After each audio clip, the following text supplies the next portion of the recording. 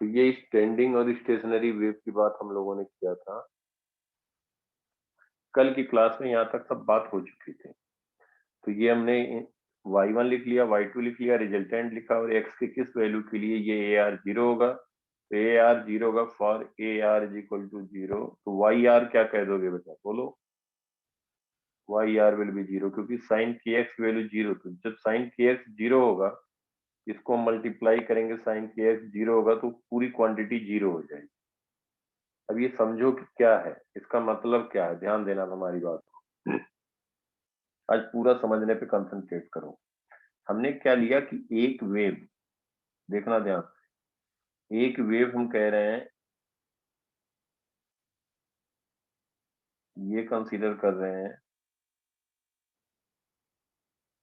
which is moving along positive x direction, positive x direction।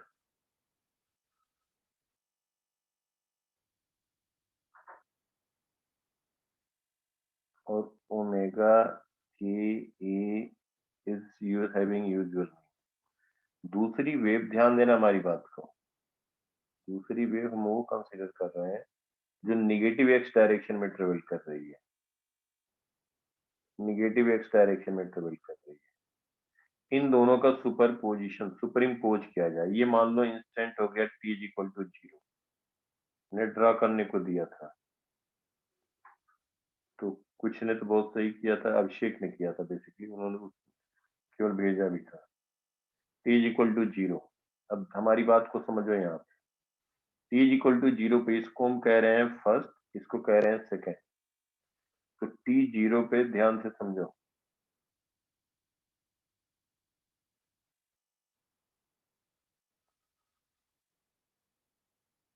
ये है first wave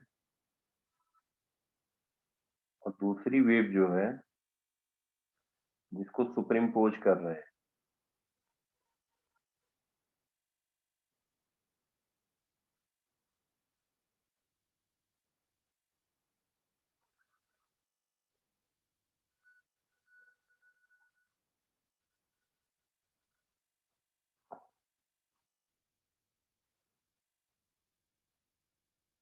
ये wave कौन सी wave है बेटा, जो निगेटिव एक्स डायरेक्शन में जा रही है, ये पॉजिटिव एक्स में जा रही है। एम्पलीट्यूड इसका लिया गया है ए, इसका भी एम्पलीट्यूड ए। तो जब इनका कंस्ट्रक्टिव इंटरफेरेंस होगा t 0 पे, तो रिजल्टेंट वेव क्या फॉर्म होगा बोलो। अगर इन दोनों का हम समेशन दिखाएं और हम कहें कि जो रिजल्टेंट वेव होगा, तो रिजल्टेंट वेव कौन सी वेव होगी, स्टैंडिंग वेव। स्टैंडिंग वेव होगी, स्टैंडिंग वेव होगी, देखो। और इनका रिजल्टेंट अगर हम ड्रा कर रहे हैं,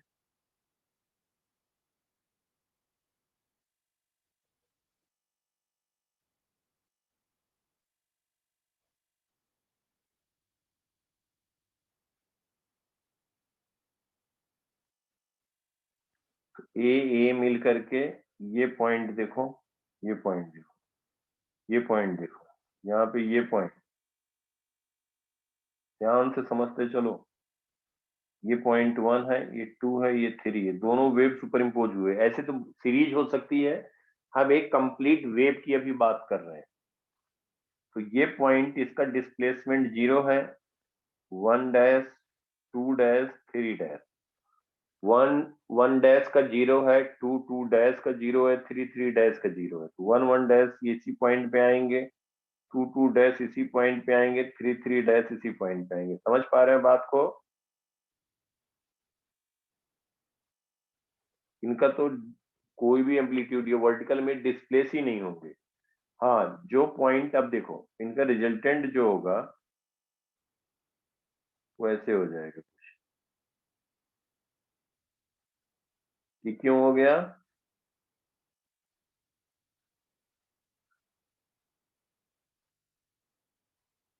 समझ पा रहे हैं बात को। ये y रिजल्टेंट हुआ, रिजल्टेंट वेव, रिजल्टेंट वेव। अब ये हुआ एम्पलीट्यूड कितना, 2a। ये कितना हुआ, 2a। इसका a था, तो दोनों सेम फेस में थे। तो जो जिसका डिस्प्लेसमेंट 0 हुआ इनको हम कहेंगे नोड। अब यहाँ पे देखो ये हमने कहानी बता दी इसकी, ये बिल्कुल समझ में आ रही बात दोनों। t इज इक्वल टू 0 पे अगर ये दोनों अपोजिट डायरेक्शन में जा रहे हैं और इस तरीके से है t 0 पे, इस मोमेंट पे दोनों का ये सुप्रीम पोज कर दिया जाता है। इसे अगर कंटिन्यूअस वेव होगा तो कंटिन्यूअसली इसका एम्पलीट्यूड जो ये पॉइंट होगा पीक पॉइंट उनका मैक्सिमम एम्पलीट्यूड हो जाएगा 2a, इसका हो जाएगा 2a, क्योंकि ये डाउनवर्ड a है ये भी डाउनवर्ड a है, तो दोनों मिल करके नेट डाउनवर्ड 2a हो जाएगा। समझ पा रहे हो बात को? Yes sir. बिल्कुल क्लियर, अच्छे से बोलो। भावुक, हर्षित, अंजलि, दिव्यम, बोलो बेटा। यस अभिषेक, समझ में आ रहा अच्छे से? Yes sir. अब वेव स्पीड v है, सब यूजुअल मीनिंग में है। अब अगर हम कह दें कि t is equal to capital T/4 पे आपको ड्रा करना है, यही पूरी कहानी कब ड्रा करना है? t is equal to T/4। Wave कितना, एक वेव जो राइटवर्ड जा रही है वो कितना ट्रेवल कर लेगी अभिषेक? राइटवर्ड जा रही है। जो वेव राइटवर्ड जा रही है वो कितना डिस्टेंस कवर कर लेगी? t is equal to λ/2। 0 पे हम t इज इक्वल टू 0 पे हमने ये दिखाया था, देखो ध्यान से हमारी बात।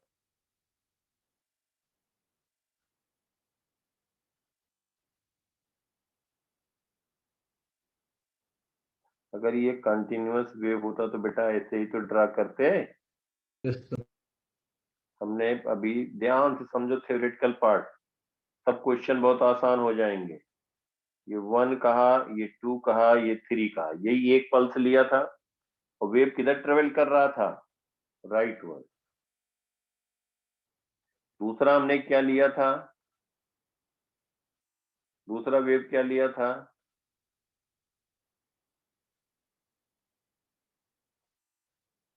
बोलो बेटा। सेम वेव लेफ्टवर्ड ट्रैवल कर रहा था। सेम वेव, दूसरा जो लिया था सेम वेव क्या लिया था? लेफ्टवर्ड। लेफ्टवर्ड लिया था। बाकी सब कुछ यही था ना बेटा? Yes sir. अब देखो ये टाइम लग रहा है लेकिन इससे तुम्हारी अंडरस्टैंडिंग बढ़ेगी, इसलिए कोई बात नहीं है, लगने दो जो लग रहा है। कभी वेब समझ जाओगे तो कहानी फिर आसान हो जाएगी। इस अब देखो इससे नहीं समझ पाओगे फिर समझ भी नहीं पाओगे, इसलिए मैं बार बार कह रहा हूँ ध्यान से पहले थ्योरेटिकल पार्ट समझो। तो इसीलिए कल छोड़ दिया था, हमने कहा एक बार देखना और सोचना, भले कुछ नहीं हुआ समझ में आया, लेकिन अगर ट्राई किए होगे सोचे होगे तो अब देखो मजा आ जाएगा जिसको कहते हैं। ये वेव यही हमने फर्स्ट सेकंड दिखाया था, और जो 1 से 3 और 1 डैश से 3 डैश यही हमने कंसीडर किया था। अब ये वेव जा रहा है एक राइटवर्ड एक जा रहा है लेफ्टवर्ड, वेव स्पीड है v, सब v ओमेगा a k सब अपनी यूजुअल मीनिंग है। अगर ये हम कह रहे हैं t इज इक्वल टू 0 है, this is t is equal to 0। अब अगर हम इसी वेव को कहें, ये तो हमने ले लिया अपना y, कोई लाइन ले लिया y y डैश, कोई बात नहीं है, y y डैश ले लिया, एक लाइन ले लिया, यहाँ रेफरेंस ले लिया, 1 पॉइंट को भी यही इसको रेफरेंस लेंगे। अब फिर रिजल्टेंट नहीं बना रहा हूँ, रिजल्टेंट अभी रेड से बनाया है ना ऊपर, दोनों रिजल्टेंट एक वेव पल्स का ये आ जाएगा, स्टैंडिंग वेव। अब हम क्या कह रहे हैं कि ये वेव जो ट्रेवल कर रही है विद स्पीड v ट्रेवल कर रही है, ये लेफ्ट वर्ड जा रही v से जा रही है। अब हमें यही वेव दिखाना है, यही वेव दिखाना है, किस टाइम पे दिखाना है? T/4 पे, at t is equal to capital T/4। तो फर्स्ट वेव कितना डिस्टेंस ट्रेवल करेगी अभिषेक? λ/4। हर्षित, दिव्यम, सब लोग बताओ। भाव कितना डिस्टेंस ट्रेवल करेगी फर्स्ट वेव? अंजलि,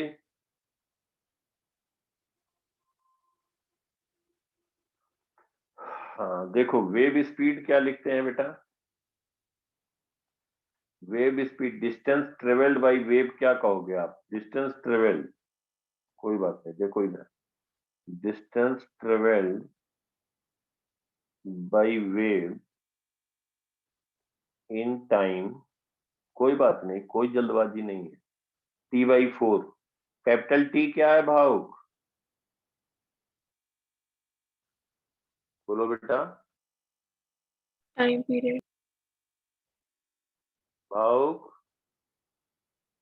यस क्या है कैपिटल टी? अरे दिव्यम, कैपिटल टी क्या है?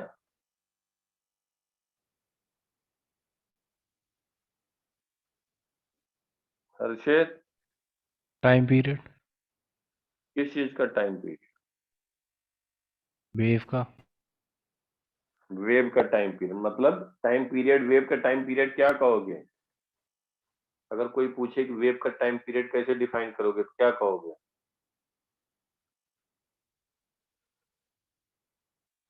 एक साइकिल कंप्लीट होने में टाइम, जो टाइम लगेगा that will be time period of wave.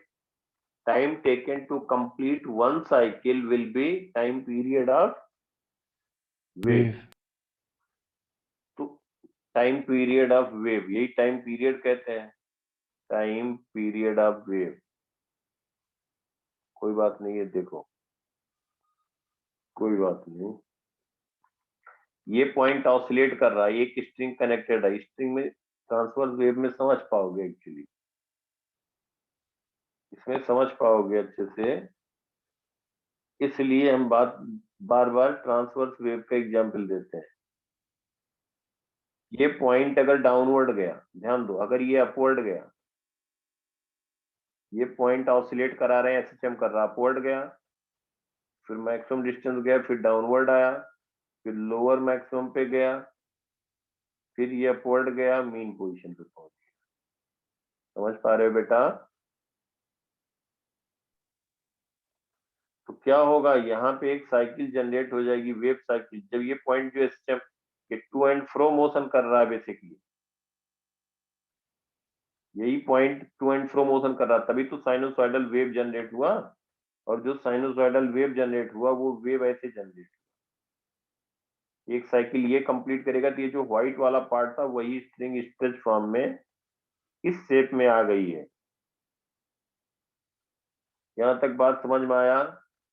कोई बात नहीं है, मैं बताता रहूंगा, कई बार बता चुका हूं। इसका जो कहीं न कहीं कोई सोर्स होगा, जो कोई सोर्स होगा जो उसको स्टेप करा रहा होगा एक इंड को, तो जो उसका टाइम पीरियड होगा that will be time period of wave. एक साइकिल इसने कंप्लीट किया तो एक साइकिल वेव ने कंप्लीट किया, और ये वेव राइटवर्ड ट्रेवल कर, यही तो हुआ था ना बेटा?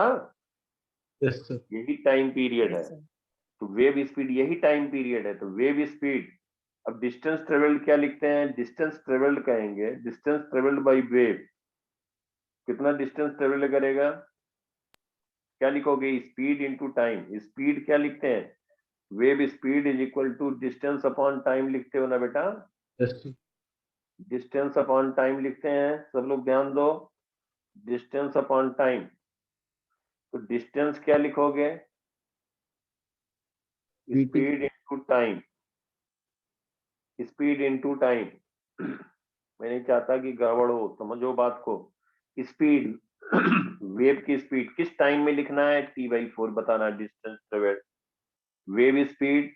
अब हम इसको वेवलेंथ के टर्म में डिफाइन करें, ज्यादा ठीक है, वेव की बात हो रही है, डिस्टेंस को v इंटू कैपिटल T/4 भी लिख सकते हैं, लेकिन v इंटू कैपिटल T/4 वो हम रिप्रेजेंट यहाँ नहीं कर पा रहे हैं। तो हम क्या कह रहे हैं, v को क्या लिख सकते हो, वेव स्पीड को क्या लिखते हो बेटा? Omega by. Frequency into lambda लिखते हो ना, Yes, sir. या ओमेगा Yes, बाई sir. के लिखते हो? ओमेगा बाई के लिखते हो तो ओमेगा क्या होता है? 2πf अपॉन 2π बाई लैम्डा लिखते हो ना बेटा? Yes, sir. Yes, sir. 2πf into lambda upon 2π, तो 2π कैंसिल हो जाता तो क्या आ जाता है? f into lambda. तो इसी ओमेगा को जो 2πf लिख सकते हो, इसी को कहते हो 2πf। फ्रीक्वेंसी को कह सकते हो 1/t, तो 2π/t भी आ जाएगा। समझ में आ रही बात बेटा? Yes, sir. तुम लोग वैसे रिवीजन भी नहीं कर रहे हो। एक बार अपने आप बेटा लिखा करो, जो जो बात बताया करें। ये बहुत आसान है, ये लग रहा होगा, क्या मैं बताऊं, गड़बड़ कर रहे हो फिर। फ्रीक्वेंसी टाइम पीरियड बताना पड़ रहा है स्टैंडिंग वेव के टाइम। खैर देखो, कोई बात नहीं, कोई बात नहीं है। ये मत सोचना कि आगे से हम बोलेंगे ही नहीं, हम कहेंगे हाँ ठीक है, झूठ मूठ का, ये सब नहीं करना। देखो इधर एफ लैम्डा, क्या एफ लैम्डा है? Wave speed. अब हम इसको एफ को क्या लिख सकते हो? Frequency can be written as 1/t। इसी को हम कह सकते हैं लैम्डा बाई टी। इसको कह सकते हैं वेव स्पीड को। तो लैम्डा के टर्म में और ये टी के टर्म में लिख रहे हैं, क्योंकि t/4 टाइम पे पूछा गया, तो टी कैंसिल होगा। कितना डिस्टेंस कवर किया बोलो दिव्यम, lambda कितना डिस्टेंस कवर किया? lambda by lambda by 4। किसी वेव में अब लैम्डा बाई 4, ध्यान दो, इसका मतलब क्या हो गया? लैम्डा बाई 4 मतलब हो गया 1 पॉइंट और 2 पॉइंट के बीच डिस्टेंस कितना होगा हर्षित?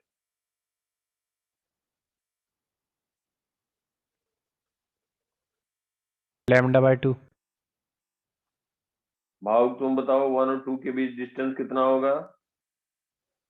Lambda by 8। है बताओ, कोई बात नहीं है, गलत होगा गलत होगा, बोलो। Lambda by 8। Lambda by 8? क्या कह रहे हो? लैम्डा बाई 8 कह रहे हो बेटा? यस। दिव्यम तुम बताओ, 1 और 2 के बीच डिस्टेंस कितना होगा यहाँ पे?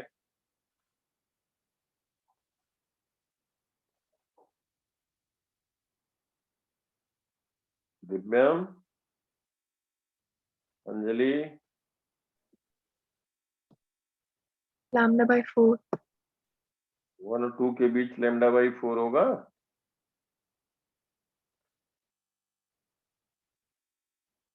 बेटा एक साइकिल कंप्लीट हुआ वेव का कि नहीं यहाँ पे, ये बताओ। 1 2 3, एक साइकिल कंप्लीट हुआ, तो एक साइकिल में जो डिस्टेंस ट्रेवल्ड होता है that is wavelength. Distance travelled by wave in one cycle is known as wavelength. कोई बात नहीं, देखो तुम लोग कुछ नहीं पढ़ते हो। डिस्टेंस ट्रेवल्ड बाय, सब मेहनत कर कर दोगे, by wave in one cycle, ये हमने लिखवाया है, is equal to wavelength. उसी को वेव लेंथ कहते हैं। एक साइकिल में कितना डिस्टेंस ट्रेवल होगा एक साइकिल में? Wave length. तो वेव इन वन साइकिल का टाइम पीरियड कितना है? तो v into wave speed v है, टाइम पीरियड t है, तो डिस्टेंस ट्रेवल कितना होगा वेव का? v into T. v को लिख सकते हो f lambda into T. f को क्या लिख सकते हो? 1 बाई 1 by टी। t. कितना आ गया? लैम्डा। एक साइकिल में ये डिस्टेंस आया लैम्डा। हम क्या क्या बताने की सोच रहे हैं, और तुम लोग अभी यहीं पे नहीं क्लियर हो। कोई बात नहीं है, टाइम लगेगा, लगाया जाएगा, वो टेंशन नहीं, लेकिन इन्वॉल्व हो रहा हो तो थोड़ा रिवीजन, थोड़ा क्या रिवीजन किया करो यार। लैम्डा हो गया, तो 1 और 2 के बीच डिस्टेंस कितना होगा Anjali? lambda by 2. Lambda by 2। Lambda by 2 जो 1 और 2 के बीच हुआ, अर्पित ने सही बताया था, ये डिस्टेंस हुआ लैम्डा बाई 2। तो इस वो लैम्डा बाई 4 कितना होगा? इसका हाफ होगा ना, बोलो। yes sir Yes. ये होगा लैम्डा बाई 4। ये डिस्टेंस हुआ लैम्डा बाई 4। इसका मतलब t/4 टाइम पे ये लैम्डा बाई 4 डिस्टेंस वेव आगे ट्रेवल कर जाएगी। अब आओ इधर, इसका मतलब जो ये फर्स्ट जो पॉइंट है 1 पॉइंट, अब यहाँ पे देखो, अगर हम कहें कि ये जो वेव राइटवर्ड जा रही फर्स्ट वेव, और एक सेकेंड वेव जो लेफ्टवर्ड जा रही है, तो 1 डैश पॉइंट पे जो है, अब ये पॉइंट आ जाएगा वाई एक्सिस पे, वाई वाई डैश पे आ जाएगा। कौन सा पॉइंट आ जाएगा? 1 point पीक पॉइंट, जो इसको हम यहाँ पे दिखा रहे हैं, इसको हम कह दें, कुछ नाम दे दें Q, और यहाँ पे ये हो जाएगा वाई एक्सिस पे। समझ पा रहे हो बात को? Yes, sir. क्योंकि वेव ट्रेवल कर रहा लेफ्टवर्ड, तो λ/4 डिस्टेंस कवर किया तो ये पॉइंट यहाँ पहुंच जाएगा। ध्यान से समझो यार, सब लोग ध्यान दो यहाँ पे, बहुत ध्यान दो। Q पॉइंट पहुंच जाएगा Y पॉइंट पे, Q डैश पे, और ये वेव राइटवर्ड ट्रेवल कर रही है, तो ये पॉइंट हम P कह दें जो, तो यही डिस्टेंस हुआ 1 λ/4। तो P पॉइंट कहाँ पहुंच जाएगा? P डैश पे। ये समझ में आई बात? Yes, sir. Yes, sir. P point P dash पे पहुंच जाएगी, λ/4 डिस्टेंस कवर करेगा, और Q पॉइंट Q डैश पे पहुंच जाएगा। ये सब चीजें इस तरह से तुम किताब कॉपी इधर उधर देखना फिर बताना कि सर नहीं बहुत बढ़िया बता दिया। ध्यान से समझो, जो जो बताए उसको भैया एक बार रिवाइज किया करो अच्छे से। नहीं करोगे एग्जाम तुम्हें देना है यार, मुझे थोड़ी देना है। नहीं अगर रिवाइज करोगे, नहीं समझोगे, अब देखो यहाँ से फर्स्ट, फिर गड़बड़ हो जाएगी बात, पूरा मेहनत गड़बड़ हो जाएगा। ये थोड़े कोई टॉपिक छोड़ना नहीं है, सब में एकदम मास्टरी करके तगड़े से तब एग्जाम देना है। देखो P डैश पे पहुंचेगा, Q डैश पे पहुंचेगा, इसका मतलब क्या हुआ? 3 पॉइंट यहाँ कहीं पे पहुंचेगा। और हम बात कर रहे हैं केवल 1 साइकिल का Y डैश, ध्यान देना हमारी बात को, और Y1 डैश के बीच की बात कर रहे हैं। तो यहाँ पे Y1 डैश ये हुआ। अब देखो जो ये पॉइंट है, कौन सा पॉइंट है? ये हम कह दें R पॉइंट। R कहाँ पहुंच जाएगा? जो वेव राइटवर्ड जा रहा है वो R डैश पे पहुंचे, और जो लेफ्टवर्ड वेव जा रही है, इसको अगर हम कह दें स्मॉल s, तो ये स्मॉल s डैश यहाँ पे पहुंच जाएगी। ये समझ में सबको आ रहा अच्छे से? Yes, sir. Yes, sir. हाँ, अब देखो अब हम यही वेव की बात कर रहे हैं। अभिषेक क्लियर बिल्कुल अच्छे से हो रही है बात? Yes, sir. At t is equal to T/4, जो वेव राइटवर्ड जा रही है, ध्यान देना हमारी बात को। तो ये वेव ऐसे थे,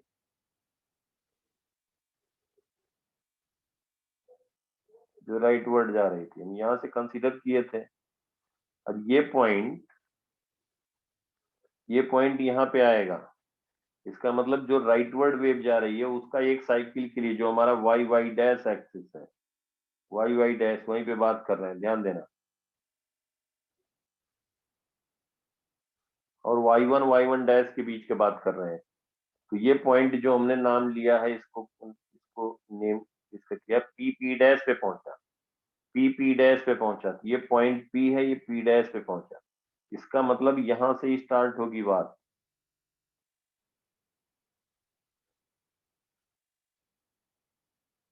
ये समझ में आया सबको? ये कहां से आ गया? P डैश पे पहुंचा, तो ये पॉइंट एक साइकिल, ध्यान देना, तो जो हमारा एक साइकिल की हम बात कर रहे थे, ये Y डैश ये हमने कंसीडर किया, और इसको हम कंसीडर कर रहे हैं Y1 डैश। तो ये जो पॉइंट होगा, ये एक पॉइंट ये था, एक पॉइंट ये था, Y1 डैश। तो Y1 डैश को हम क्या कहेंगे कि ये पॉइंट यहाँ पहुंच जाएगा। इसको हमने कुछ नाम दिया है, यहाँ पे देखो ध्यान से, R डैश पे पहुंचेगा, R डैश पे पहुंचेगा। यहाँ पे ये R पॉइंट, इसको हमने R कहा है, ये यहाँ से λ/4 डिस्टेंस R डैश पहुंचेगा। तो ये पॉइंट यहाँ हो गया P डैश, इसको क्या कहोगे? R dash. ये सबको समझ में आया? Yes, sir. ये Y1 डैश के बीच की वेव की बात कर रहे हैं। जो राइटवर्ड वेव जा रही है, यही wave T is equal to capital T/4 पे इस तरह से बिहेव करेगी। समझ में आई बात? Yes, sir. अब रिफ्लेक्टेड करें, जो लेफ्टवर्ड वेव जा रही, वही कहानी क्या हो जाएगी? देखो यहाँ पे Q पॉइंट Q डैश पे पहुंचेगा, S पॉइंट S डैश पे पहुंचेगा, S पॉइंट S डैश पहुंचेगा, Q पॉइंट Q डैश पे पहुंचेगा। तो इसी को हम डायरेक्टली यहाँ पे ड्रा करना चाह रहे हैं। डिफिकल्टी होगी तो बताना।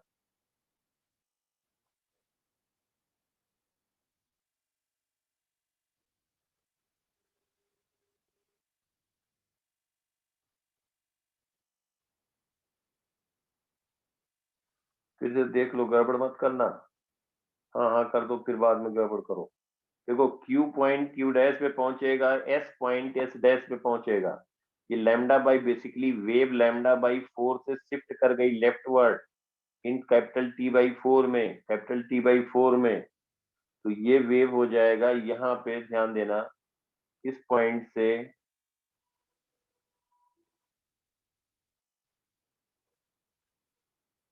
समझ में आई बात सबको? जो वेव लेफ्टवर्ड ट्रेवल कर रही है उसकी बात कर रहे हैं। ये वेव राइटवर्ड ट्रेवल कर रही है, देखो। तो ये पॉइंट हो गया, ये पॉइंट Q डैश हो जाएगा, ये S डैश हो जाएगा, ये पॉइंट Q डैश हो जाएगा, ये हो जाएगा S डैश। समझ में आया सबको? Yes, ये sir. दोनों का जो सुपर इम्पोज किया गया, इनका रिजल्टेंट वेव अब बनाना है, इनका रिजल्टेंट बनाना है। इनका रिजल्टेंट कैसे बनेगा? तो बेटा समझाने के लिए इतना टाइम दे रहा हूँ, जिससे तुम्हें क्लियर हो जाए एकदम अच्छे से, कभी डिफिकल्टी ना आए। देखो ध्यान से, इनका रिजल्टेंट क्या बनेगा, बना सकते हो? रिजल्टेंट वेव कैसे बनेगा दोनों का? Straight line. हैं? एक Straight स्ट्रेट line. लाइन। हाँ वेरी गुड, स्ट्रेट लाइन हो जाएगा। अब यहाँ इम्पोर्टेंट बात ध्यान देने की ये है, जो हमारा 1 था और जो पॉइंट हमने 2 मार्क किया था, इसको 3 मार्क किया था। यहाँ इसको हमने 1 डैश किया था, इसको 2 डैश किया था, इसको 3 डैश किया था। तो यही एक बार समझ जाओगे फिर तो फटाफट होने लग जाते हैं क्वेश्चन यार। इसीलिए हमने खूब टाइम लगा करके एकदम समझने पे ध्यान दो। हाँ तो देखो यहाँ पे 3 डैश, अब 1 डैश का डिस्प्लेसमेंट क्या हो जाएगा? 1 डैश का डिस्प्लेसमेंट क्या होगा? देखो एक का तो डाउनवर्ड है, एक डाउनवर्ड है, एक अपवर्ड है, तो दोनों मिलके कैंसिल कर देंगे। यही 1 डैश था, याद आया? Yes, sir. 2 डैश पहले देख लेते हैं। एक का पॉजिटिव वाई में है ए, एक का निगेटिव वाई में ए है, तो दोनों मिलके कैंसिल कर देंगे, इनका भी हो जाएगा 0। तो 2 डैश ये पॉइंट हो गया, इसका निगेटिव वाई में है, इसका पॉजिटिव वाई में है, दोनों मिलकर के क्या हो जाएंगे 0। 3 डैश, तो देखो T0 पे भी 1 डैश 0 पे था, 2 डैश 0 पे था, 3 डैश 0 पे था, अभी भी 0 है। अब बेटा ध्यान दो, इसका जितना डिस्प्लेसमेंट निगेटिव वाई डायरेक्शन में है उतना ही डिस्प्लेसमेंट इस पॉइंट का वाई में है, तो ये भी 0 हो गया। ये 0 है तो ये 0 है। 0 कोई भी पॉइंट देखो, कोई भी पॉइंट देखो, इसका निगेटिव वाई में है तो उतना डिस्प्लेसमेंट इसका पॉजिटिव वाई में है। इस समय तुम्हें स्ट्रिंग एक स्ट्रेट लाइन में दिखेगी। क्या दिखेगी? समझ पा रहे हो बात को? जो अब T/4 पे T=0 पे रिजल्टेंट तुम्हें ऐसे दिखाई दिया, T=0 पे ये दिखाई देगा। समझ में आया? ये रिजल्टेंट वेव आया, यही स्ट्रिंग अब स्ट्रेट हो गई है, स्ट्रेट हो गई है। इसका मतलब क्या हुआ? स्ट्रेट कैसे हुआ? नोड पॉइंट तो वही है 1 डैश 2 डैश 3 डैश, ये तो चेंज नहीं हुआ, स्ट्रेट हो गई। इसका मतलब हुआ कि जो भी पॉइंट हम यहाँ पे इस पे दिखा रहे हैं, ध्यान देना हमारी बात को, कोई पॉइंट ले लें इस वेव पे, सबके सब कहाँ पहुंच गए? ये स्ट्रेच कंडीशन में था, सबके सब हॉरिजॉन्टल हो गए। यही तो हुआ ना बेटा? इसका मतलब कि ये कुछ टाइम के, ये तो T/4 पे हॉरिजॉन्टल हुआ, इसका मतलब ये कभी किसी इंस्टेंट पे ऐसे रहा होगा, मतलब यहाँ से मैक्सिमम से किसी इंस्टेंट पे ऐसे रहा होगा। ध्यान देना बात को, किसी इंस्टेंट पे ऐसे रहा होगा, फिर उसके बाद ये स्ट्रेट हो गया, ये भी स्ट्रेट हो गया। समझ में आई बात? तो यहाँ से यहाँ तक पॉइंट आने में टाइम कितना लगा? कितना टाइम लगा इस पॉइंट से स्ट्रेट होने में? T/4.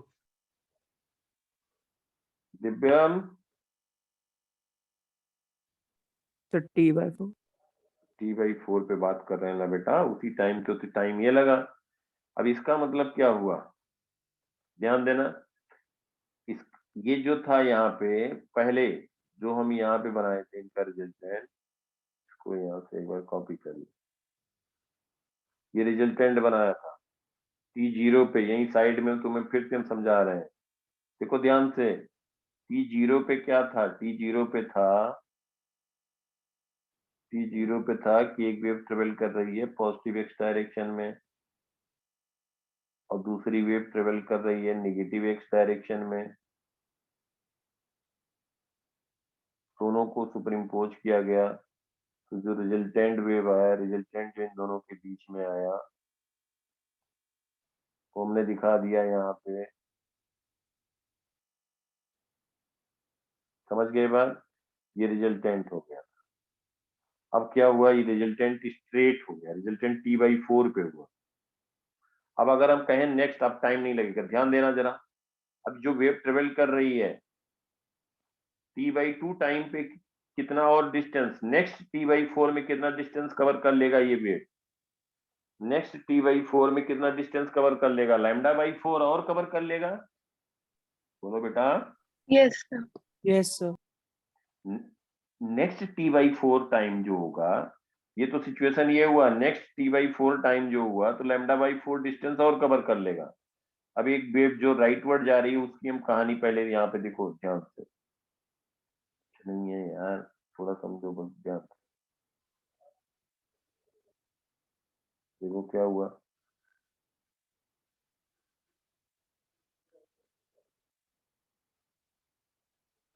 ये हम कह रहे हैं वेव किस मोमेंट पे कह रहे हैं, T/4 पे। यही कंटिन्यूअस वेव होती, कंटिन्यूअसली वेव अगर ट्रेवल कर रही होती तो सिचुएशन ऐसे ही होता। अगर हम कहते हैं ये T/4 पे है और ये पॉइंट हमारा यही y डैश जो हमने ले रखा पहले से, y डैश। अब नेक्स्ट T/4 में क्या होगा कि ये पॉइंट λ/4, ये पॉइंट यहाँ आ जाएगा, ये हमारा P पॉइंट हो जाएगा, ये पॉइंट यहाँ पे शिफ्ट करेगा और ये पॉइंट 1 λ/4 जो हम कहें y1 डैश, ये पॉइंट यहाँ पे शिफ्ट कर जाएगा। बेसिकली ये पॉइंट इस पॉइंट पे आ जाएगा। तो जो राइटवर्ड वेव जा रही है next eight T/2 eight T = T/2 क्या हो जाएगा, इंसिडेंट वेव। देखो यहाँ से ये पॉइंट यहाँ आ जाएगा, ये पॉइंट इधर चला जाएगा, मतलब λ/4 और राइटवर्ड शिफ्ट कर जाएगा। तो ये पॉइंट यहाँ पे बनाए, ये पॉइंट यहाँ पे बनाए, तो क्या हो जाएगा, ये बेटा समझ में आया कि नहीं सबको? तो राइटवर्ड वेव जा रही, एक ही साइकिल की हम बात कर रहे हैं, एक ही साइकिल की बात कर रहे हैं। तो ये y डैश हुआ और ये हुआ हमारा y1 डैश, y1 डैश। और ये किस टाइम पे बात कर रहे हैं, कैपिटल T/2, मतलब ये T/4 पे है तो नेक्स्ट T/4 पे ये पॉइंट आ जाएगा, इंसिडेंट जो राइटवर्ड वेव जा रही है उसकी कहानी ये हो जाएगी। समझ में आ रहा सबको? Yes. Yes, sir. भावुक, दिव्यम, हर्षित, बोलो बेटा। Yes, sir. Yes, sir. अभिषेक, Yes, sir. अंजलि, एकदम अच्छे से क्लियर हो रहा है। Yes. अब फिर देखो, जो लेफ्टवर्ड वेव जा रही है उसके साथ क्या होगा, जो लेफ्टवर्ड वेव जा रही है कितना शिफ्ट कर जाएगी लेफ्टवर्ड। नेक्स्ट देखो, ये नेक्स्ट T/4 में 2 इस पॉइंट 2 डैश यहाँ पे कहीं आ जाएगा। ये तो देखो इधर ध्यान से, ये जो वेव लेफ्टवर्ड जा रही है, ये लेफ्टवर्ड जो वेव जा रही है, ये वेव है T/4 पे। ये T/4 पे हमने दिखाया जो लेफ्टवर्ड ट्रेवल कर रही है, सॉरी T/4। और ये किस टाइम पे है, T/4 पे। जो राइटवर्ड वेव जा रही, राइटवर्ड जो वेव जा रही, लेफ्टवर्ड जो वेव जा रही है, देखो ध्यान से, ये है सिचुएशन इसका। तो y डैश अगर हम दिखाएं, इधर पहले समझ लो,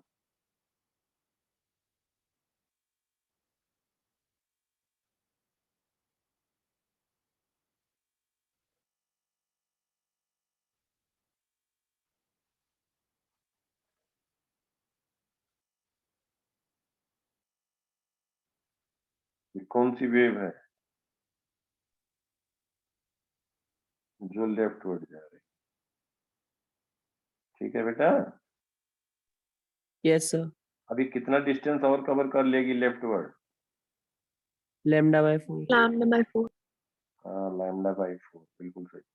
तो अगर यही कंटिन्यूअस वेव होती तो यही बात होती। कंटिन्यूअस वेव है, हम तो एक साइकिल की बात कर रहे हैं। इसका मतलब ये पॉइंट ध्यान से देखो, ये पॉइंट शिफ्ट कर जाएगा इधर और ये पॉइंट शिफ्ट कर जाएगा यहाँ, ये पॉइंट यहाँ आ जाएगा एरो के डायरेक्शन में, लैम्डा बाई 4। समझ में आ रहा सबको? अब यही हम साइड में बना रहे हैं।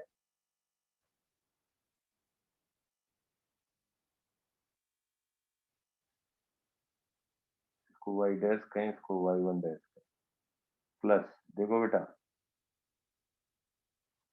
जो वेव लेफ्टवर्ड जा रही है ये पॉइंट यहाँ शिफ्ट कर जाएगा। इसका मतलब क्या हो गया, ये वेव T/2 पे इस तरह हो जाएगी।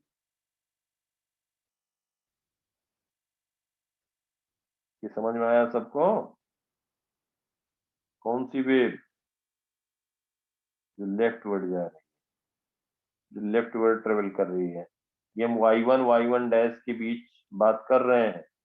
y डैश और y1 डैश, लेफ्टवर्ड जो वेव जा रही, ये पॉइंट यहाँ शिफ्ट कर गया। देखो यहाँ से ध्यान से, ये पॉइंट यहाँ शिफ्ट कर गया तो यही वेव बन जाएगी ना? Yes, sir. बोलो, अब इनका रिजल्टेंट क्या बनेगा? इनका रिजल्टेंट क्या होगा? इनका जो रिजल्टेंट होगा, देखो इनका जो रिजल्टेंट होगा वो क्या होगा, y डैश y1 डैश कह रहे हैं। इसी को पॉइंट को हमने 1 लिखा था, इसको 2 लिखा था, इसको 3 लिखा था, इसको 1 डैश लिखा था, 2 डैश 3 डैश। अब बताओ 1 डैश का डिस्प्लेसमेंट कुछ है? नहीं सर, 0। 0, तो 0 ही रहेगा। 2 डैश 0 ही रहेगा, 3 डैश 0 0. ही रहेगा। समझ पा रहे हो बात बेटा? Yes. अब क्या हो जाएगा, देखो इसका निगेटिव वाई डायरेक्शन में है, ये निगेटिव वाई डायरेक्शन में है, तो ये दोनों ए एक ही डायरेक्शन में है, सेम डायरेक्शन में है, तो ये 2 हो जाएगा, 2 और ये ए अपवर्ड है, ये अपवर्ड है, तो ये क्या हो जाएगा, 2 इस डायरेक्शन हो जाएगा। ये बेटा समझ में आया सबको? Yes. यही हुआ। इसका मतलब इससे क्या, एक और साइकिल देख लेते हैं, कोई बात। ये T/2 पे कहानी है। कब की कहानी है? T/2 पे। अभी देखो ये स्ट्रेट थी स्ट्रिंग, स्ट्रेट थी T/4 पे, ये T/4 पे था, T/4 पे था।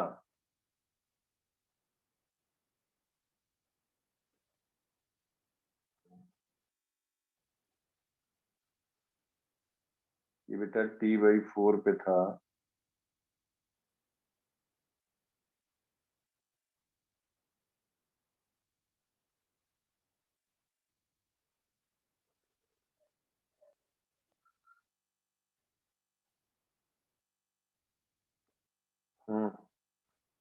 T/4 पे था और ये वेव है आपका इस टाइम पे है,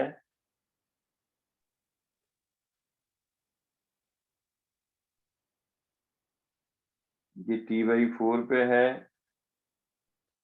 ये T=T/2 पे है। यही स्ट्रिंग ध्यान देना, यही स्ट्रिंग इस शेप में आ गया। इसका मतलब क्या हुआ, इसका मतलब ये हुआ कि जिस इंस्टेंट पे स्ट्रेट हमें स्ट्रिंग दिखाई दे रही है, ध्यान देना, इसका मतलब हो गया कि इस इंस्टेंट पे इसकी वेलोसिटी किस डायरेक्शन में है, किस डायरेक्शन में, इसकी वेलोसिटी मैक्सिमम है, फिर इसकी उससे कम है, इसकी उससे कम है, इसकी उससे कम है, इसकी इससे कम है, ये 0 है। इसकी वेलोसिटी सबसे ज्यादा है, इसकी उससे कम है, इसकी उससे कम है। वेलोसिटी क्यों? क्योंकि एम्पलीट्यूड अलग अलग है। फिर ये टाइम T/4 से T/2 तक पहुंचने में स्ट्रिंग इस शेप में आ गई। इसका मतलब पहले ये स्ट्रेट, ध्यान से समझो हमारी बात को, पहले स्ट्रिंग ऐसे स्ट्रेट थी। कब थी ये? T/4 पे। उसके बाद T54 के बाद जो टाइम हुआ होगा तो स्ट्रिंग इस शेप में आई होगी, फिर स्ट्रिंग इस शेप में आई होगी,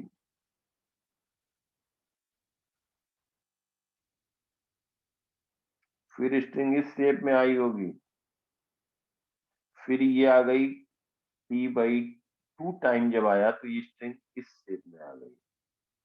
समझ में आया सबको? बोलो। Yes, sir. नहीं आया? फिर से एक्सप्लेन करना हो तो वो भी बता देना। समझ में आया? Yes. Yes, sir. हर्षित, भाव बताओ सही सही। दिव्यम? Yes, sir. Yes, sir. हाँ, ये T/2 पे हो गया।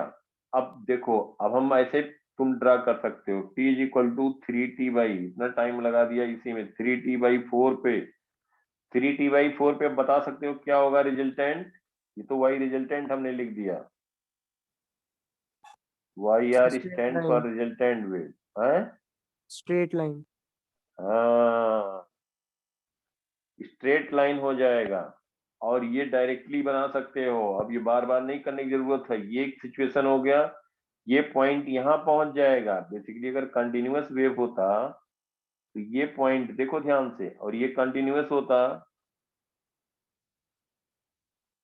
कंटिन्यूअस, अगर ये कंटिन्यूअस तो है ये वेव, तो हम एक साइकिल लेके दिखा रहे हैं। तो बेसिकली क्या हो रहा है, ये जो पॉइंट है ये फिर λ/4 शिफ्ट कर जाएगा। सॉरी, ऊपर वाली वेव राइटवर्ड जा रही है, राइटवर्ड जा रही है, तो ये पॉइंट यहाँ पहुंच जाएगा, ये पॉइंट यहाँ पे पहुंच जाएगा, और जो लेफ्टवर्ड वेव जा रही है उस केस में हम कहेंगे कि ये पॉइंट इधर शिफ्ट कर जाएगा और ये पॉइंट यहाँ पे पहुंच जाएगा। समझ पा रहे हो हमारी बात को? नेक्स्ट T/4 में, नेक्स्ट T/4 में सबके समझ में आई बात? नहीं Yes, समझ sir. पाए?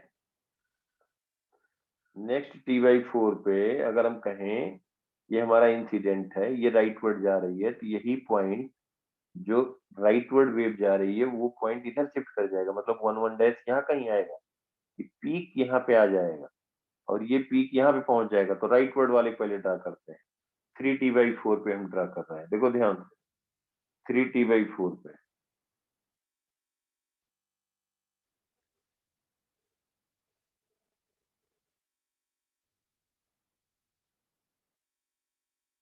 ये हुआ y डैश, ये हुआ y1 डैश।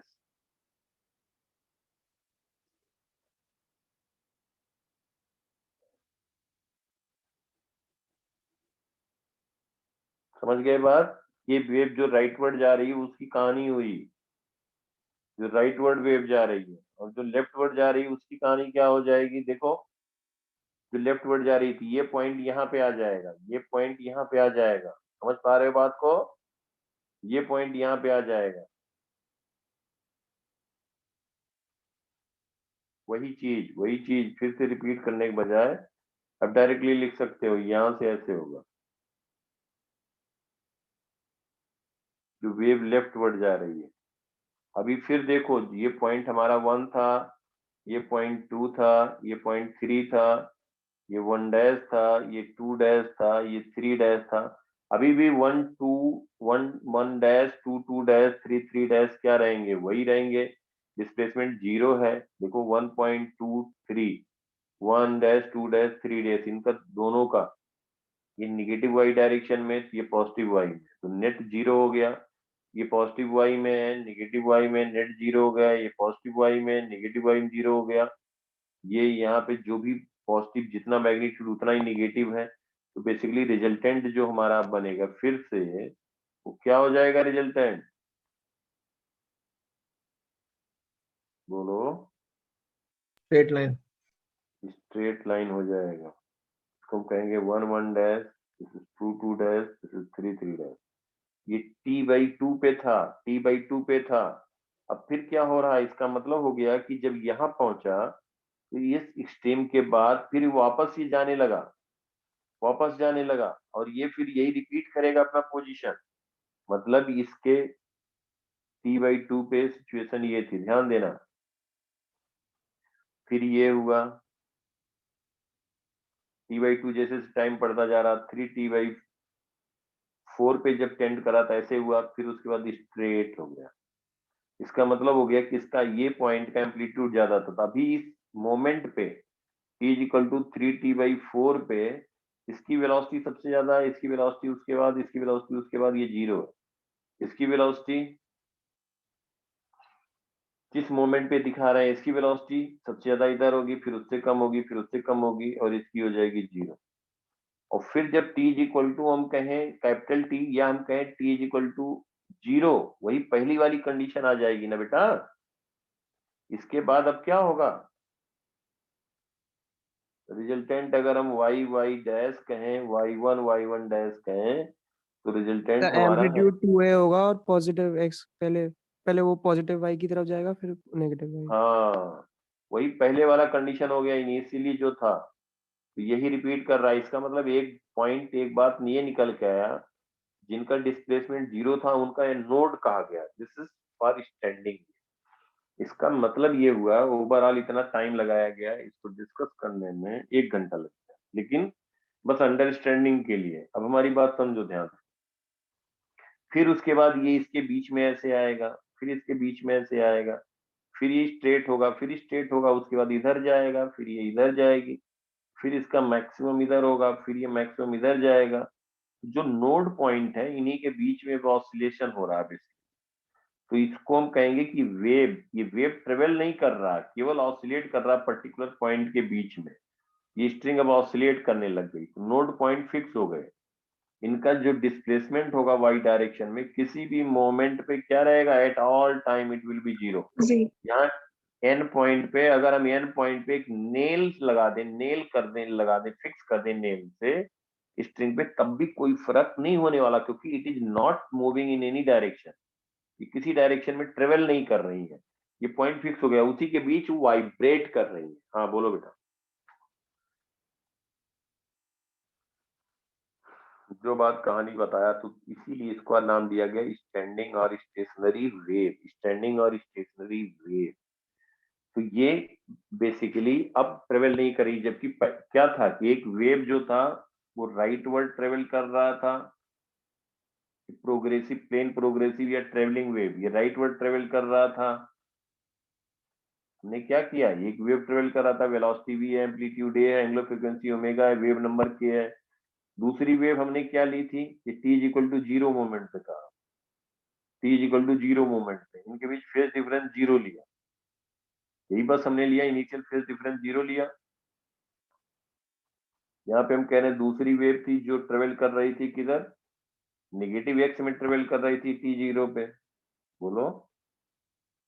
Yes, sir. और कुछ किया? कुछ नहीं किया, नेगेटिव एक्स में ट्रेवल कर रही थी, और दोनों को सुपर इम्पोज कर दिया गया, दोनों को रिजल्टेंट लिखा गया, दो ट्रेवलिंग अलग अलग ट्रेवलिंग वेव।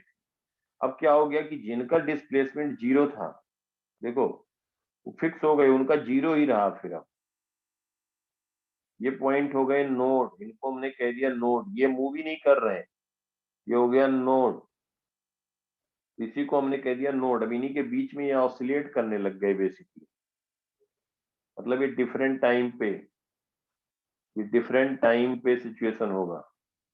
अभी मैं क्वेश्चन पूछूंगा, इतना देर समझाया हूँ, अभी देख लूंगा मैं कितना समझ में आया।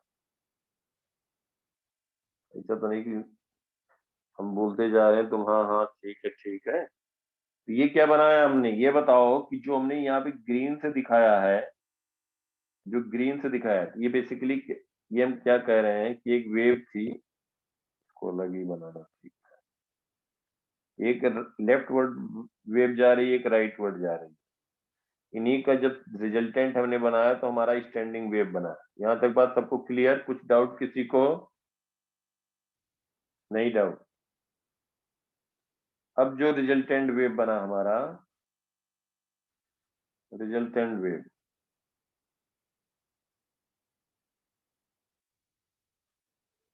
वो रिजल्टेंट वेव ऐसे बना। अब ये रिजल्टेंट किस मोमेंट पे बात कर रहे हैं, ध्यान देने की बात है। यहाँ पे हम क्या कह रहे हैं,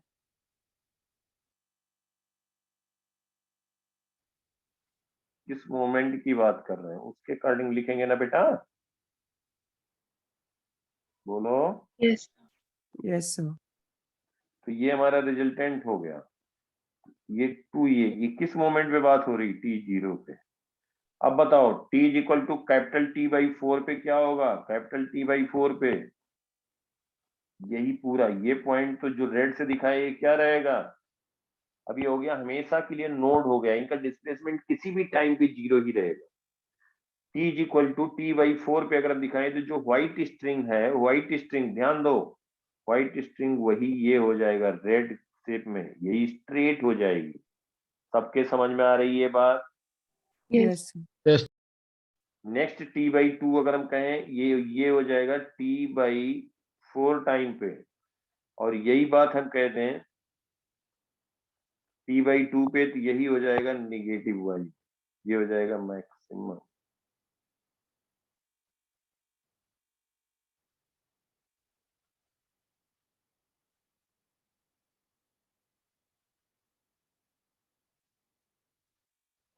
ये जो दिखाया गया है किस मोमेंट पे होगा, T/2. T/2। T/2। फिर उसके बाद अगर हम दिखाएं यहाँ पे,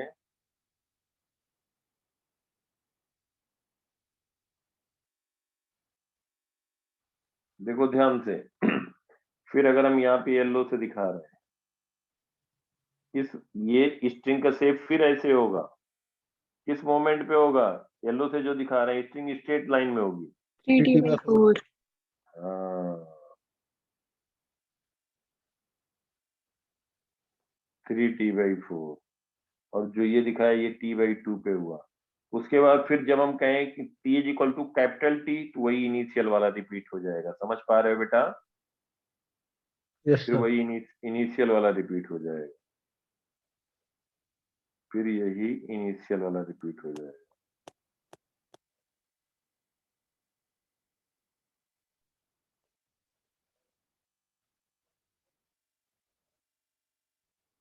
क्या करूं, दिखाने के लिए थोड़ा अलग से बना रहा हूं।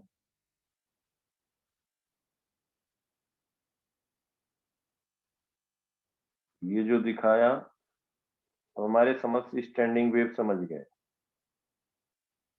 कैसे बन रही है, और इसको हम कहेंगे प्रोग्रेसिव वेव, जो ट्रेवल कर रही है ऊपर की दोनों वेव, पॉजिटिव है नेगेटिव है। ये जो बना ये किस टाइम पे बना, T is equal to T, या हम कहें 0, वही रिपीट होना शुरू हो गया ना। Yes sir. सबके समझ में आई यहाँ तक की बात। अब क्या होगा कि इसका मतलब होगा कि दो पॉइंट के बीच स्ट्रिंग ऑसिलेट कर रही है, इसका मतलब अब यहाँ पे फिर देखो हमने क्या कहा था, थ्योरी पार्ट पूरा एकदम अच्छे से स्टैंडिंग वेव क्लियर होना चाहिए। अब हम पॉइंट ले रहे हैं यहाँ पे 1 1 डैश, और इसको हमने नाम दिया था 2 2 डैश,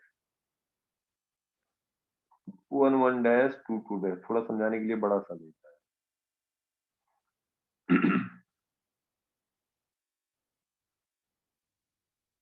देखो ये T0 पे इसका एम्पलीट्यूड है 2a। अब क्या होगा, टाइम के रिस्पेक्ट में इनके बीच ऐसे ऑसिलेशन होगा,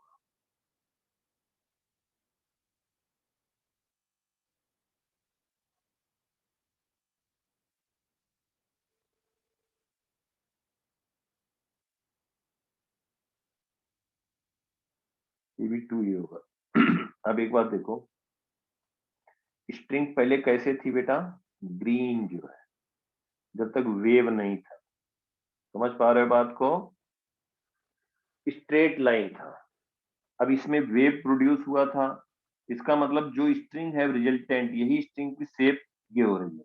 जो मिड पॉइंट है, हमारी बात को समझो, जो मिड पॉइंट है इसका एम्पलीट्यूड कितना है, 2a। और जो जैसे जैसे हम यहाँ पे इसको मगर ओरिजिन कह दें ओ, तो जैसे जैसे ये हो गया λ/4, कितना डिस्टेंस हो गया ओ से मिड पॉइंट का, m stand for mid point, mid point बोलो, λ/4. λ/4। तो जो λ/4 पे डिस्टेंस पे है उसका वो पॉइंट, स्ट्रिंग पे जो पॉइंट था m हम कहें, और यहाँ पे कोई पॉइंट कह दें n पॉइंट यहाँ पे पहुंच गया, m डैश पे पहुंचा, n डैश पे पहुंचा। अब n पॉइंट n डैश से ज्यादा ऊपर नहीं जा सकता ना बेटा। Yes. Yes, sir. इसका मतलब स्ट्रिंग पे जितने पॉइंट हैं हर एक का एम्पलीट्यूड अलग अलग होगा, होगा कि नहीं होगा? Yes, Yes. sir. देखो n जो है, n का एम्पलीट्यूड ये होगा, ये ऑसिलेट कर रहा है इनके बीच में, और जो m पॉइंट है उसका एम्पलीट्यूड होगा 2a, वो ऑसिलेट कर रहा है 2a एम्पलीट्यूड में। और जब ये एक बात देखोगी, जब ये एक्सट्रीम पोजीशन पे n पॉइंट n डैश पे था, m पॉइंट m डैश पे था, इसका मतलब कि एक पॉइंट है जो n डैश के बीच, n डैश और n डबल डैश के बीच ऑसिलेट कर रहा है। दूसरा पॉइंट है जो हम यहाँ पे कह रहे हैं m, ये m डैश और m डबल डैश के बीच ऑसिलेट कर रहा है। ध्यान देना हमारी बात को, m डबल डैश के बीच ऑसिलेट कर रहा है। इसका मतलब हो गया कि एम्पलीट्यूड जिस m का और n का अलग अलग हुआ, लेकिन जब n डैश एक्सट्रीम पोजीशन पे था तभी m डैश भी एक्सट्रीम पोजीशन पे था। इसका मतलब टाइम पीरियड m और n का सेम होगा या अलग अलग? Same. Same. भाव टाइम पीरियड सेम होगा कि अलग अलग? टाइम पीरियड सेम, मतलब एक साइकिल जब कंप्लीट करेगा m पॉइंट n पॉइंट, तो जो टाइम लगेगा दोनों को एक साइकिल कंप्लीट करने में, वो सेम टाइम होगा या अलग अलग होगा? Same. सेम होगा। हर्षित तुम बताओ।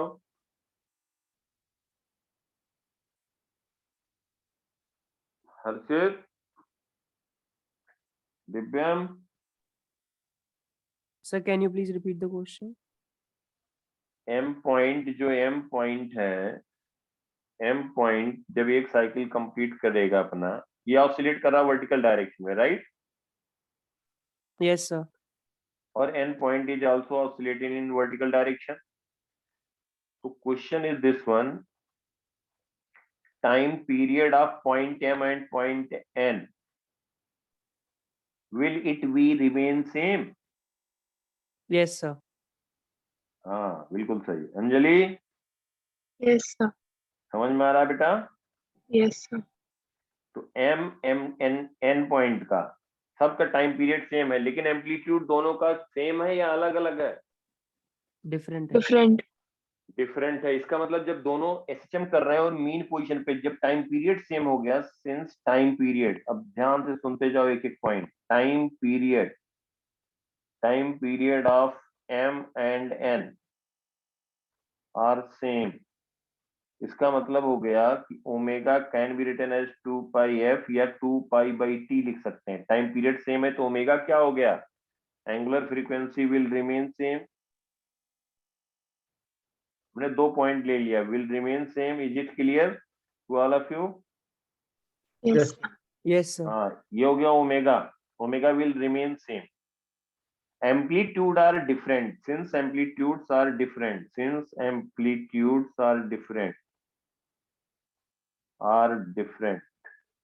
इसका मतलब जब पार्टिकल m और n अपने मीन पोजीशन पे होंगे तो दोनों की मैक्सिमम स्पीड सेम होगी या अलग अलग होगी? अलग अलग। Sir, different होगी। डिफरेंट होगी, बिल्कुल सही। तो v मैक्सिमम जो होता है, v maximum at mean position, at mean position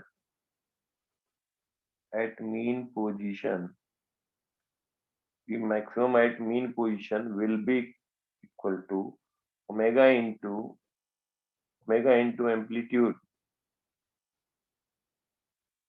amplitude v maximum for different point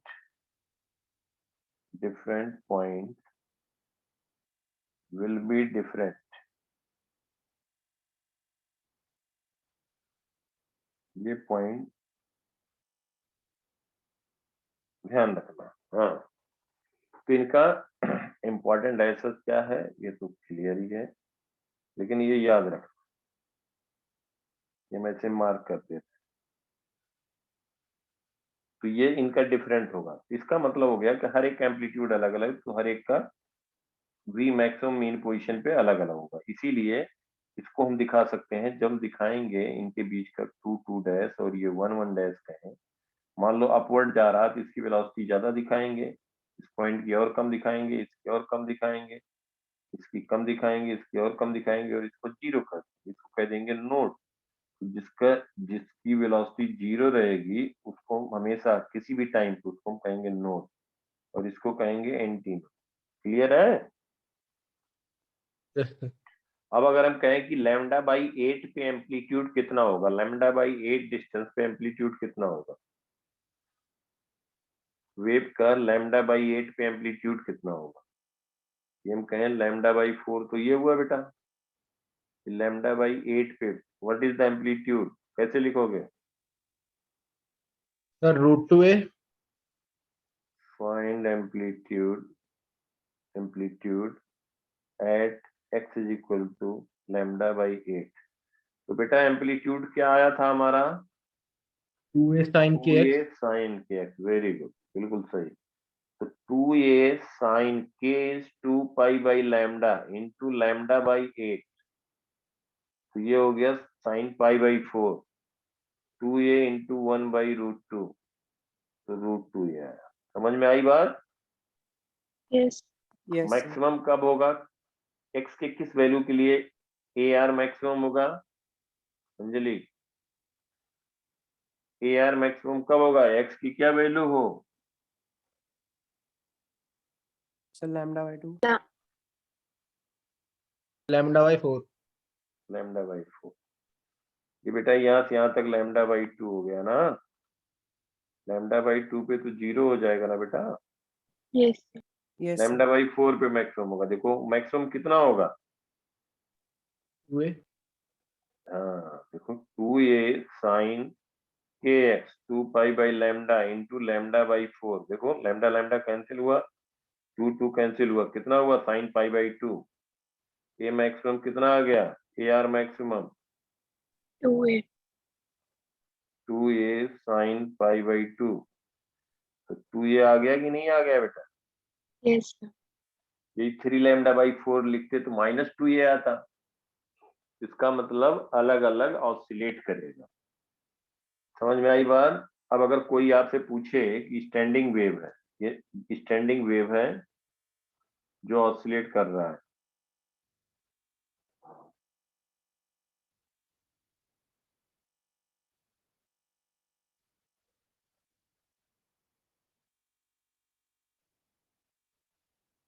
ये ऑसिलेट कर रहा, दीज पॉइंट्स आर नोड।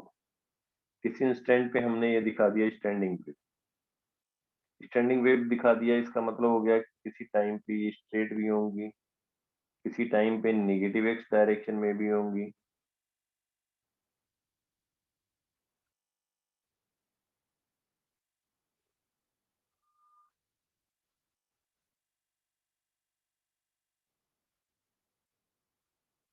किसी के बीच ऑसिलेट कर रहा होगा, इसको हम कहेंगे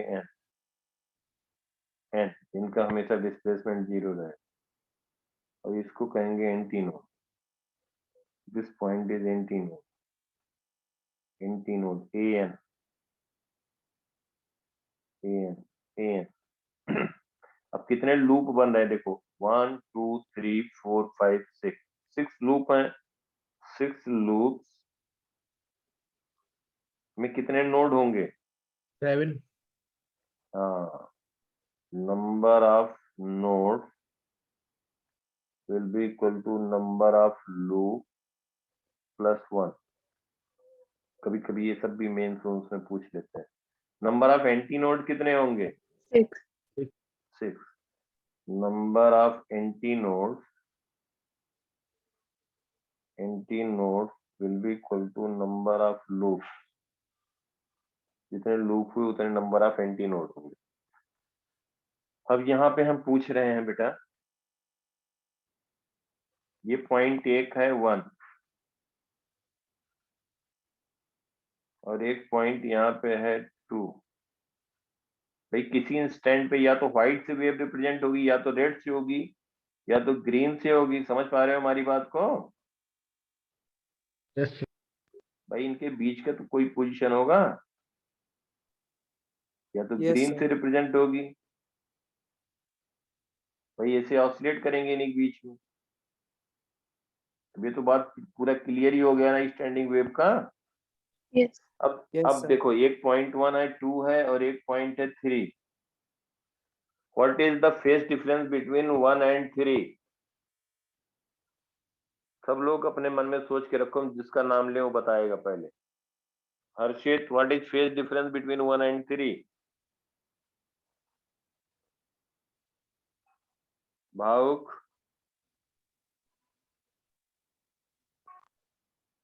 दिव्यम, Sir, pi.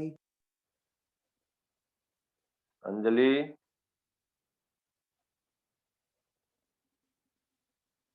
अभिषेक। 0. 0, बिल्कुल सही बात। देखो ध्यान से यार, जिस इंस्टेंट पे 1 की ये रेस्ट में है, लेकिन 1 की टेंडेंसी क्या है? डाउनवर्ड अब मूव करने की। तो 3 की टेंडेंसी क्या? जितने पॉइंट होंगे इस साइकिल पे, बेटा ध्यान से देखो, कोई भी पॉइंट लें जो अपर हाफ में है, जो अपर हाफ में है, कोई भी पॉइंट लें, कोई भी पॉइंट लें, सबकी टेंडेंसी किधर इस समय रुके हुए हैं, लेकिन सबकी टेंडेंसी मूव करने की किधर है? Downward. Downward. डाउनवर्ड। तो उनके बीच फेज सबके सब, अगर हम एक पॉइंट यहाँ पे लेते 1 और कोई एक लेते यहाँ पे हम 4, पीक पॉइंट पे कहते 4, तो 1 और 4 के बीच फेज डिफरेंस पूछते तो क्या आंसर होता? दिव्यम,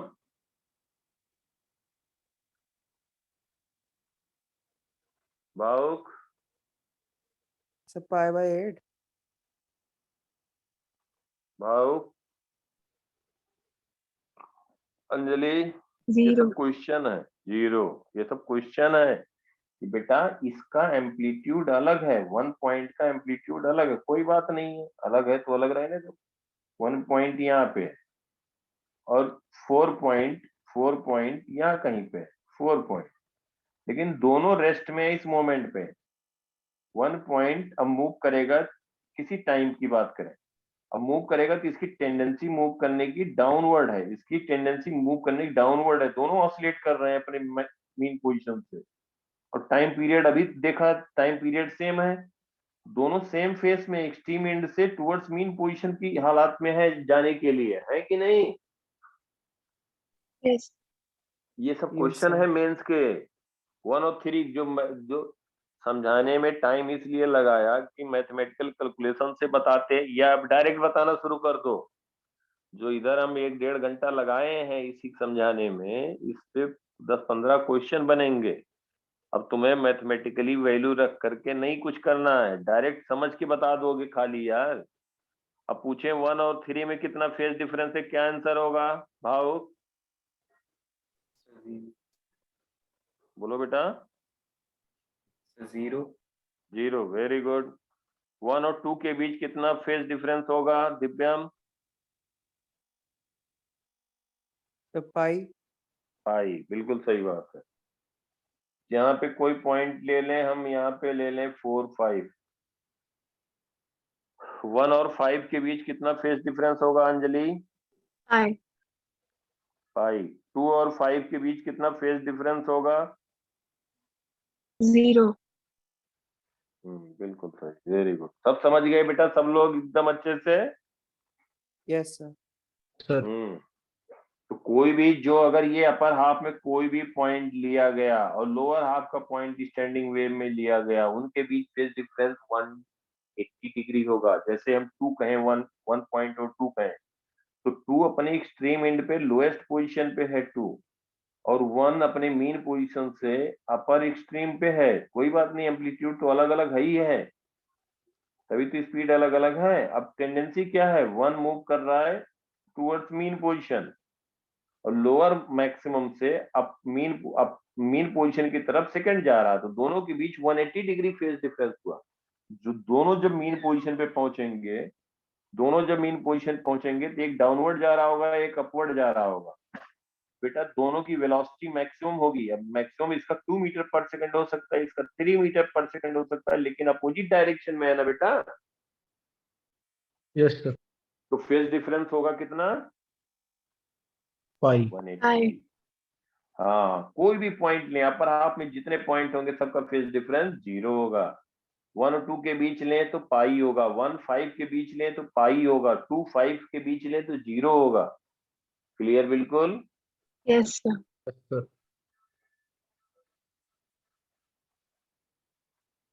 फेज डिफरेंस यहाँ पे लिख दें। ये फेज डिफरेंस का कॉन्सेप्ट यहाँ बताना था। Delta phi between 1 and 4 is equal to 0. Delta phi between 1 and 2 is equal to pi. Delta phi लिख दे रहा हूँ नोट्स में, between 2 and 5 is equal to 0. इस तरह से फेज डिफरेंस निकालें।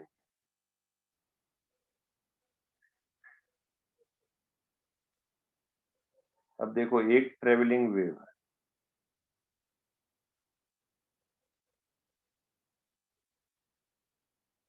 एक ट्रेवलिंग वेव है, ये हमारा है वाई वाई डैश। एक ट्रेवलिंग वेव है, ये है Y Y dash, which is travelling along positive X, travelling along positive X. Omega A K we are having usual travelling wave. Travelling wave का मतलब क्या हुआ, बोलो? कॉमन वेव जो पढ़ते हैं।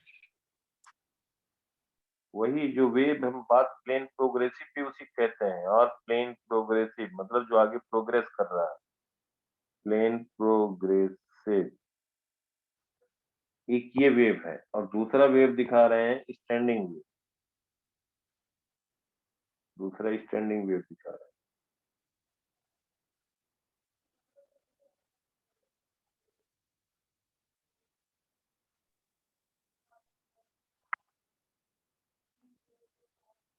ठीक है बेटा, स्टैंडिंग वेव है, मतलब स्टैंडिंग वेव दिखाने के लिए बेसिकली हमें नोट करना होगा। नोट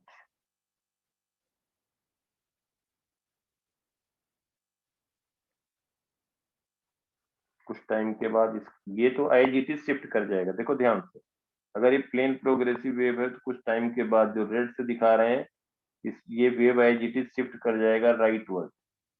अगर डेल्टा टी टाइम के बाद फोटोग्राफ लेंगे, wave is travelling right word, इसका डेल्टा टी टाइम के बाद फोटोग्राफ लेंगे तो ये वेव ऐसे होगा।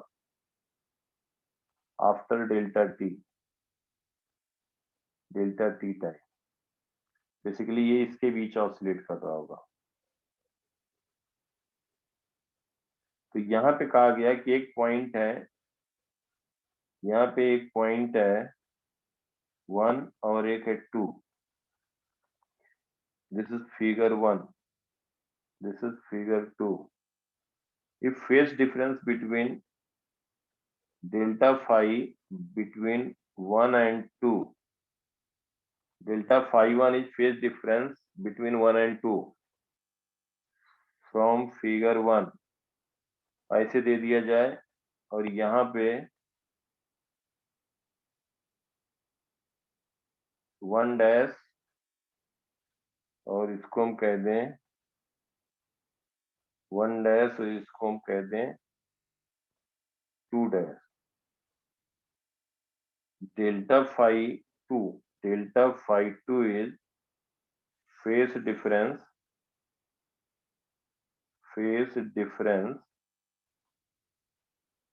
between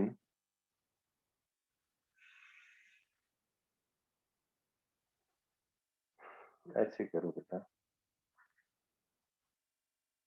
एक सेकेंड, कैलकुलेशन थोड़ा सा आसान बनाना चाह रहा हूँ। इसको कह दो 2, इसको कह दो 1। Phase difference between 1 dash, delta phi 2 is phase difference between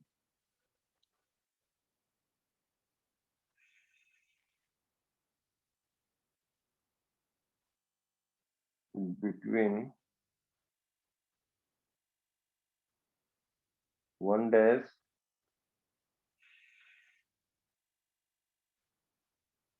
and 2 dash, between 1 dash and 2 dash, 1 dash and 2 dash. Then find the ratio,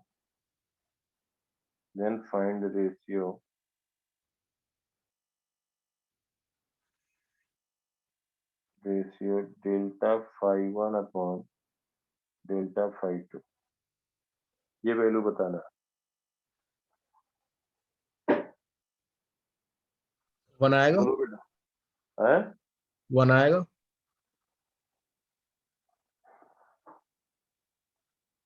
sir यहाँ पे ट्रैवलिंग क्या वेव हो का एक गया? बार डायग्राम दिखा दीजिए। हैं? ट्रैवलिंग वेव का एक बार डायग्राम दिखा दीजिए। हम्म,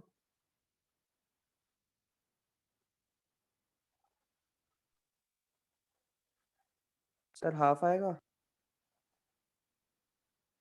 सेकंड में क्या आएगा बेटा? फिर सेकंड में पाई आएगा पाई, पाई। मतलब फाई 1 भी पाई। देखो डेल्टा, हाँ डेल्टा फाई 2, डेल्टा फाई 2 तो आ गया पाई, अभी बताया। ये इनके बीच पाथ डिफरेंस कितना हुआ? ये लैम्डा बाई 4, लैम्डा बाई 4 कितना हुआ? Lambda by 2। ट्रेवलिंग वेव है ना, Yes. तो डेल्टा फाई 1 क्या कहोगे? 2 pi by lambda into delta x. Phase difference और पाथ डिफरेंस में रिलेशन ये होता है ना बेटा, Yes, sir. Yes 2 pi by lambda into lambda by 2। Pi आ गया, Yes. तो delta phi 1 upon delta phi 2 1 हो गया। या इसी को 1:1 कह सकते हो। अभी आज बेसिक सब बताया, कुछ ऐसा नहीं, लेकिन हमने समझाने की कोशिश खूब की कि अंडरस्टैंडिंग अच्छी हो जाए स्टैंडिंग वेव का। अब क्वेश्चन दौड़ेगा यार, मेन समझना जरूरी है। अपनी तरफ से कोशिश किया, बाकी और करूंगा कि जिससे एकदम A to Z क्लियर रहे, क्या क्या कैसे। देखो कितना टाइम लगाया क्या, लेकिन अब ये टाइम लगाने का फायदा ये हुआ, कम से कम 15-20 क्वेश्चन जो मैथमेटिकली करके तुम डायरेक्टली ऐसे ही बता दोगे देख के, और थ्योरेटिकल रहता है। फिजिक्स में कॉन्सेप्चुअल पार्ट रहेगा, अभी आगे हम एनर्जी वगैरह कराएंगे इसका डिराइव।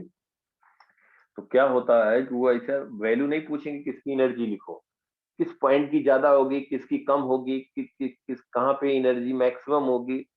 तो वो ये समझ जाएंगे कि वो बच्चा तभी बता पाएगा जब उसको क्लियर होगी चीजें। मैथमेटिकल कैलकुलेशन फिजिक्स में नहीं करवाएंगे, वो मैथमेटिक्स चेक करने के लिए वो कैलकुलेशन नहीं देंगे, वो मैथमेटिक्स अलग से पेपर ही ले लेते हैं, इसीलिए वहां से तुम्हारा मैथ चेक हो जाता है। यहाँ फिजिक्स कॉन्सेप्चुअल पार्ट होगा, तो इसलिए बहुत बढ़िया से अच्छे से करना और रिवाइज करना।